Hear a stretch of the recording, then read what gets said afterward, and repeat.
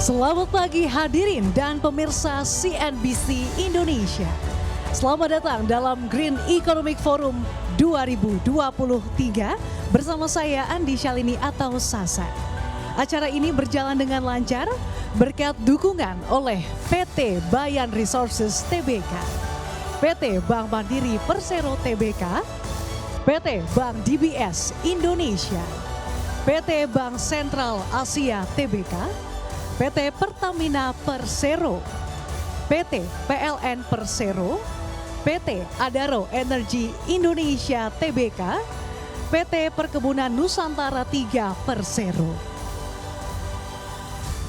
Hadirin dan pemirsa, seperti kita ketahui Indonesia adalah negara yang kaya akan sumber daya alam. Namun di sisi lain juga memiliki masalah lingkungan yang cukup serius. Oleh karena itu perkembangan energi hijau dan juga energi yang ramah lingkungan ini menjadi sangat penting bagi masa depan Indonesia. Oleh karena itu hari ini kita akan mengetahui apa saja terkait dengan langkah-langkah nyata khususnya dari dunia usaha.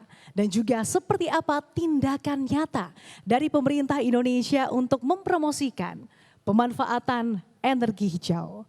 Untuk itu kami persilahkan kepada yang terhormat Ketua Umum Perkumpulan Industri Kendaraan Listrik Indonesia atau Periklindo sekaligus Kepala Staf Kepresidenan RI Bapak Muldoko untuk memberikan keynote speech sebagai pembuka CNBC Indonesia Green Economic Forum 2023.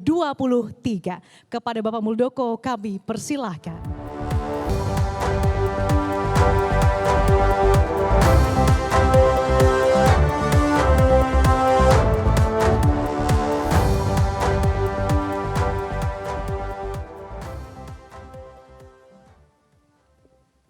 Assalamualaikum warahmatullahi wabarakatuh. Selamat pagi dan salam sejahtera bagi sekalian. Hadirin sekalian yang saya hormati saya katakan, ini sebuah kesempatan yang sangat baik bagi kita semuanya, apalagi bagi generasi muda yang akan memimpin negara pada waktunya nanti. Sebenarnya acara-acara seperti ini itu sudah dilakukan 10 tahun yang lalu. Karena saya pada tahun 2012 selaku wakil gubernur pada saat itu, saya sudah berpikir bahwa masa depan adalah baterai. Baterai adalah masa depan. Dan komitmen pikiran itu saya pelihara, saya jaga. Yang pada akhirnya setelah saya pensiun, saya mendirikan yang namanya Mobil Anak Bangsa. Itulah perjalanan saya di sektor electrical vehicle. Jadi komitmen itu memang sudah lama saya jaga. Hadirin sekalian, pada hari Selasa yang lalu, kantor Kepala Staf Presiden telah menerima Direktur Country World Bank Indonesia dan Timor Leste. Ada satu hal yang sangat menarik dalam pertemuan itu, ya, bahwa ini statement yang sangat baik bagi kita semuanya. Tren ke depan, pertumbuhan ekonomi sebuah negara sangat ditentukan oleh komitmen negara tersebut atas green economy. Itu. Jadi pertumbuhan suatu negara, pertumbuhan ekonomi sebuah negara sangat ditentukan oleh komitmen pemerintahan itu atas green economy. Dan dinyatakan bahwa Indonesia itu sudah on the track dalam konteks itu. Ini sungguh menarik, tepuk tangan dulu dong. Saya akan urai ini on the track-nya seperti apa. Jadi mohon maaf ini saya berbicara dulu sebagai Kepala Staf Presiden ya. Nanti baru sebagai Ketua Periklindo. Hadirin sekalian, Indonesia telah menunjukkan komitmen yang sangat kuat dalam konteks green hijau, green economic ini ya. Bagaimana transformasi ekonomi menuju ekonomi hijau dijalankan secara nyata oleh Bapak Presiden Joko Widodo ini. Nanti akan terlihat apa nyatanya itu. Berbagai kebijakan pemerintah diantaranya yang berkaitan dengan pemulihan lahan yang rusak, Berikutnya, pencegahan deforestasi, perbaikan pemetaan lahan, dan pembentukan lembaga yang berkaitan dengan perbaikan lahan, seperti diantaranya Badan Gambut, ya, restorasi gambut. Itu nyata-nyata telah menghasilkan sesuatu yang sangat signifikan dalam pengendalian karbon emisi. Berikutnya, penurunan emisi ini ternyata sangat menguntungkan Indonesia dalam jangka panjang. Ini pernyataan dari World Bank, ya. Khususnya dalam bentuk peningkatan produktivitas pertanian, perbaikan kesehatan, dan berkurangnya potensi kehilangan pendapatan akibat kematian yang disebabkan oleh kerusakan lingkungan. Bukti aksi nyata atas ekonomi hijau ini adalah mampu menurunkan laju deforestasi Indonesia. Angka kebakaran hutan kita telah turun 88%, hadirin sekalian. Dulu kebakaran hutan kita sangat tinggi. Ini dengan upaya yang sangat keras, ada penurunan yang sangat signifikan. Berikutnya, rehabilitasi mangrove. Pada tahun 2024, kita menuju ke 600.000 hektar. Itu targetnya pemerintah. Berikutnya lagi, ya. Ke depan, kita juga akan membangun 30.000 hektar kawasan industri hijau, dan diharapkan nanti akan menghasilkan ada 9.000 megawatt di sana. Kita mengarah kepada penggunaan energi baru terbarukan 23%. Ini luar biasa. Mari kita lihat dari sisi kebijakan. Hadirin sekalian, bahwa dalam rangka menuju zero emission, di dalam RPJMN kita, rencana pembangunan jangka menengah telah menetapkan bahwa pengendalian perubahan iklim menjadi salah satu yang diprioritaskan. Dan Indonesia juga sangat komit bahwa Indonesia telah meratifikasi Undang-Undang Nomor 16 Tahun 2016 tentang pengesahan Paris Agreement yang merupakan konvensi untuk menghadapi perubahan iklim dunia. Ini langkah-langkah strategis yang dijalankan oleh pemerintah, sangat real. Berikutnya, komitmen Indonesia untuk mengurangi emisi karbon. Indonesia memiliki Undang-Undang Nomor 71 Tahun 2016. Mohon maaf, 2021. Diikuti lagi oleh Peraturan Pemerintah Nomor 98 Tahun 2021. Isinya adalah bagaimana target penurunan emisi gas kaca atau emisi. Emisi gas rumah kaca itu telah ditentukan targetnya oleh pemerintah melalui undang-undang itu dan peraturan pemerintah nomor 98 tadi. Targetnya ya 29% dengan upaya sendiri dan 41% dengan dukungan internasional sampai pada tahun 2030. Tetapi hadirin sekalian, bahwa Presiden Jokowi pada kemarin mengikuti pertemuan G7 di Hiroshima, beliau meningkatkan target itu yang tadinya 29% menjadi 31,89%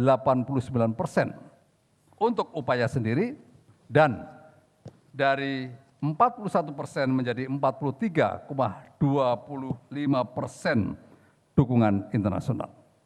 Ini sungguh luar biasa, sungguh luar biasa. Presiden memiliki target-target yang sangat clear dan berani.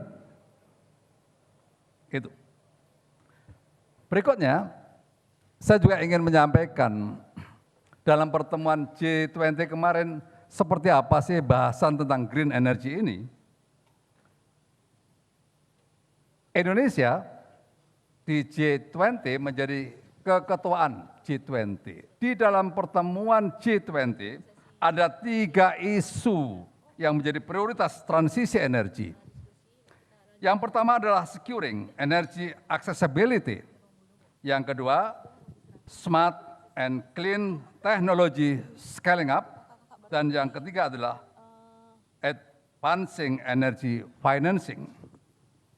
Negara-negara G20 juga sepakat untuk percepatan transisi energi dengan mempertimbangkan keuntungan bagi semua pihak tanpa ada yang tertinggal dalam prosesnya melalui skema Just Energy Transition Partnership atau JETP. Itu pertemuan G20 dengan isu-isu yang sangat sensitif, di antaranya adalah isu transformasi energi. Berikutnya di ASEAN, Indonesia juga baru saja menjadi keketuaan ASEAN di pertemuan KTT ASEAN ke-42 di Labuan Bajo kemarin, dan nanti akan dilanjutkan pertemuan KTT ke-43 di Jakarta. Fokus pada pertemuan Labuan Bajo kemarin adalah achieving sustainable energy security through connectivity atau pencapaian ketahanan energi berkelanjutan melalui interkonektivitas. Dari 3 pertemuan itu, hadirin sekalian, sangat clear bahwa Indonesia sikapnya terhadap ekonomi hijau sangat-sangat clear. Dan kondisi itu telah dilihat oleh World Bank. Jadi kemarin pada saat datang ke KSP menyampaikan hasil riset yang dilakukan di Indonesia atas green economy dan pengaruhnya terhadap pertumbuhan ekonomi seperti apa. Kita sudah on the track, alhamdulillah. Selanjutnya, ini saya berbicara selaku Ketua Periklindo. Hadirin sekalian, untuk mencapai net zero emission pada 2060, kita menuju kepada zero emission, pemerintah juga melakukan langkah-langkah di sektor transportasi, langkah-langkah perbaikan lingkungan di sektor transportasi. Melalui Perpres 55 tahun 2019, yaitu percepatan KBLBB. Tidak cukup di situ, pemerintah menurunkan lagi Inpres nomor 7 tahun 2022 yang sifatnya mandatori kepada pemerintah pusat dan pemerintah daerah untuk mempercepat penggunaan mobil listrik di lingkungan kerjanya melalui mobil dinas. Ini langkah-langkah ini telah bergulir, disosialisasikan dengan masif dan cepat. Berikutnya, tidak cukup di situ, Menteri Keuangan juga telah mengeluarkan peraturan Menteri Keuangan yang memberikan sejumlah subsidi dan insentif. Subsidi kepada 200.000 kendaraan sepeda motor yang akan diberikan subsidi. Setiap sepeda motor subsidinya 7 juta rupiah. 7 juta rupiah itu subsidi diberikan kepada pembeli, bukan kepada pengusaha. Sehingga harga itu menjadi lebih ringan bagi para pembeli. Nah, di situ dinyatakan subsidi karena ada sejumlah requirement tertentu. Ada 4 hal yang diinginkan. Di antaranya masyarakat yang masuk kategori menggunakan listriknya 900 watt, itu di bawah itu dapat subsidi. Berikutnya lagi yang dapat kartu-kartu bantuan sosial. BPJS kalau tidak salah ada persyaratannya seperti itu. Jadi memang ini ditujukan kepada masyarakat yang memang memerlukan subsidi. Berikutnya ada insentif. Insentif itu diberikan kepada perusahaan yang memang sudah memiliki komponen TKDN 40%. Baru ada 2 perusahaan yang mendapatkan insentif itu. Bagi para pembeli, itu pajaknya diturunkan, hanya membayar 1%, sehingga yang 10% itu menjadi insentif bagi yang bersangkutan.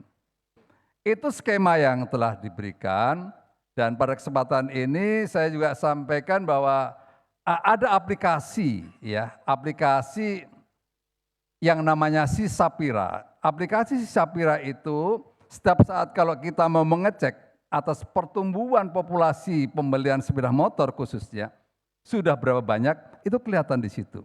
Dan kalau Anda ingin membeli, persyaratan-persyaratannya ada juga di situ. Persoalannya hadirin sekalian, pertumbuhan pembelian sepeda motor khususnya sampai dengan saat ini masih lambat. Kemarin terakhir pada rapat, saya pimpin rapat hari Jumat itu, pertumbuhan itu baru 108 sepeda motor yang baru terbeli. Pertanyaannya, kenapa ada keringanan dari pemerintah kok disambut seperti itu oleh masyarakat? Ini ya sedang kita evaluasi, Sepertinya masyarakat belum banyak tahu. Karena apa? Peraturan menterinya baru juga turun. Yang kedua, aplikasi itu juga belum tersosialisasi dengan baik. Sehingga masyarakat belum bisa bagaimana cara mengakses. Yang ketiga, sepertinya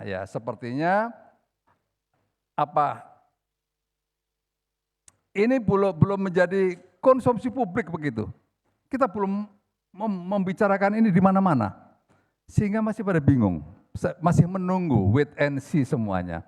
Nah itu, bagi pengusaha isunya adalah, khususnya bagi para dealer-dealer itu, isunya adalah bahwa apabila saya mau membeli kendaraan listrik, dengan skema itu maka yang berjalan adalah restitusi. Kalau restitusi itu diberlakukan, ada pikiran yang berkembang, wah kalau restitusi nanti akan setahun ini menagihnya. Nah, kemarin sudah kita rapatkan semuanya, ya, dipimpin oleh Pak Luhut, bahwa untuk restitusi ini bisa atau tidak, kalau bisa sebulan atau 2 bulan, kenapa harus setahun kan begitu. Nah ini semuanya sedang dievaluasi. Intinya hadirin sekalian, kalau bisa semudah-mudahnya bagi masyarakat, kenapa masih sulit? Itu intinya. Agar apa? Agar kebijakan subsidi yang dicanangkan oleh pemerintah terhadap 200.000 kendaraan sepeda motor ini untuk segera terserap dengan baik. Hadirin sekalian, dalam menuju kepada ekonomi hijau, ternyata ada tantangan kita. Tantangan kita, ya, kita akan melakukan transformasi energi, itu perlu anggaran yang sangat besar. Kalau kita nantinya menuju ke sana, dana yang diperlukan itu kurang lebih 3.799 triliun untuk melakukan transisi energi dan mengatasi pencemaran lingkungan. Cukup besar. Itu tantangan yang pertama. Tantangan yang kedua, World Bank kemarin mengingatkan Uni Eropa akan memberlakukan kebijakan pengenaan tarif untuk produk-produk yang dikategorikan sebagai non-green. Ini World Bank sudah mengingatkan, dan sekali lagi kita sudah menuju ke sana, maka tugas kita semuanya adalah bagaimana memberikan dukungan, support yang semaksimal mungkin agar isu kebijakan tentang green economic betul-betul mendapat dukungan sepenuhnya dari kita semuanya, dari masyarakat Indonesia. Karena dengan itu bisa dipastikan Indonesia akan memimpin dalam pertumbuhan ekonomi di dunia ke depan. Karena kita sangat komit menuju green economic. Terima kasih pada hadirin sekalian. Dan saya kira assalamualaikum warahmatullahi wabarakatuh. Waalaikumsalam warahmatullahi wabarakatuh. Pak Muldoko, terima kasih. Kami mohon kesediaannya untuk tetap berada di atas panggung dulu, Pak. Karena dalam kesempatan kali ini CNBC Indonesia mempersembahkan Green Ratings by CNBC Indonesia Research. Nah, hadirin dan pemirsa, Green Ratings ini adalah pemeringkatan penilaian Pak terhadap perusahaan yang memiliki concern lebih di atas rata-rata industri terhadap perusahaan terkait dengan praktik bisnis yang ramah lingkungan dan juga berkelanjutan. Hal ini melibatkan penggunaan indikator dan juga kriteria yang mencakup berbagai aspek keberlanjutan seperti efisiensi energi, pengelolaan limbah, perlindungan alam, tanggung jawab sosial perusahaan, pembiayaan dan juga sebagainya. Dengan pemeringkatan ini kita berharap dapat mendorong dan juga memacu semua pebisnis untuk dapat menerapkan dan juga menempatkan perspektif bisnis hijau dalam kerangka yang lebih luas lagi. Tanpa berlama-lama langsung saja Green Ratings 2023 by CNBC Indonesia Research untuk sektor energi.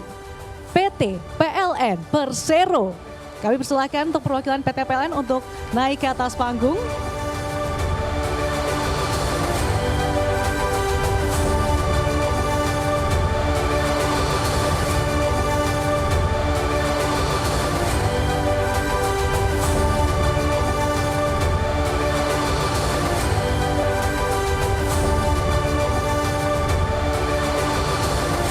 Selamat dan terima kasih, kami persilahkan untuk kembali ke tempat. Kita berikan tepuk tangan yang meriah untuk PT PLN Persero.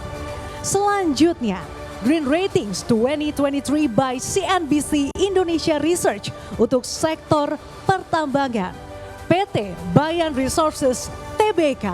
Kami persilahkan untuk perwakilan dari PT Bayan Resources untuk naik ke atas panggung. Selamat kepada PT Bayan Resources Tbk. Kita berikan tepuk tangan yang meriah untuk PT Bayan Resources Tbk. Terima kasih, kami persilakan untuk kembali ke tempat duduk. Ya, sudah cukup. Kami persilakan untuk Pak Muldoko, mohon izin Pak tetap di panggung. Pak, silakan Pak untuk kembali ke tempat. Oke, berikutnya Green Ratings 2023 by CNBC Indonesia Research untuk sektor perkebunan. PT Perkebunan Nusantara 3 Persero. Kami mohon perwakilan PT Perkebunan Nusantara 3 Persero untuk naik ke atas panggung.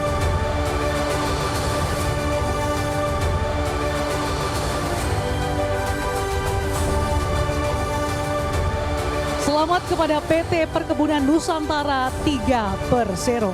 Kita berikan tepuk tangan yang meriah untuk PT Perkebunan Nusantara 3 Persero.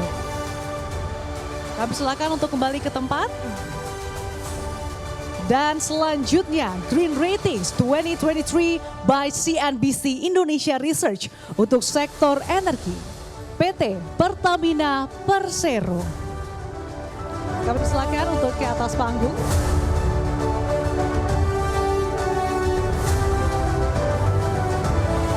Selamat kepada PT Pertamina Persero. Kami persilakan untuk tepuk tangan yang meriah untuk PT Pertamina Persero.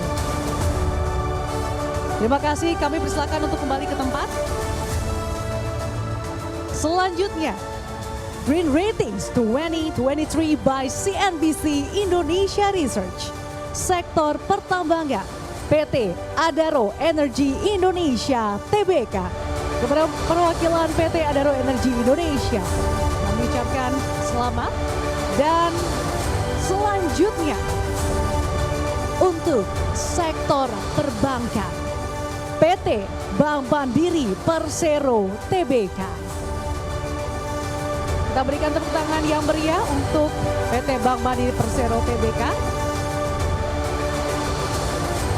Baiklah, kami ucapkan terima kasih Bapak Muldoko atas kesediaannya sudah memberikan Green Rating secara apresiasi juga dari CNBC Indonesia. Dan kami silakan untuk kembali ke tempat Pak. Terima kasih banyak atas kesediaan waktunya. Dan sekali lagi selamat kepada seluruh pihak yang telah mendapatkan pemberian Green Ratings by CNBC Indonesia Research. Sekali lagi selamat kepada para pihak-pihak yang telah mendapatkan, baik yang dapat hadir maupun berhalangan hadir untuk berada di ballroom Kempinski pada hari ini. Baiklah pemirsa dan juga hadirin, jangan kemana-mana karena Green Economic Forum 2023 akan kembali sesaat lagi. Tetaplah bersama kami.